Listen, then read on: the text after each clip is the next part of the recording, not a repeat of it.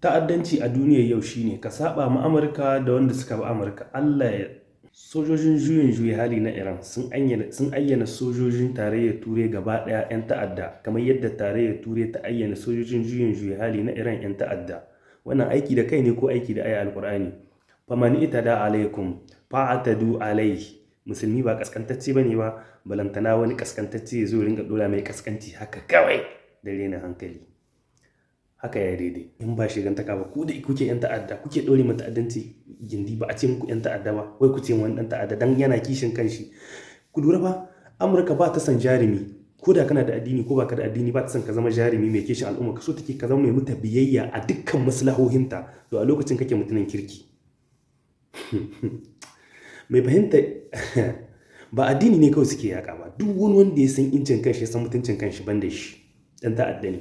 Domin a wurinsu ta'addanci shine ko ka yi addinin ka ko ka san mutuncin kanka. Idan ka yi ɗaya ɗan ta'adda ne kai, idan ka yi su duka cikakken ɗan ta'adda ne kai. Su ne ba 'yan ta'adda ba. Mutane sun gamsu da haka kuma har da wanda suke shi suna da hankali, abin mamaki.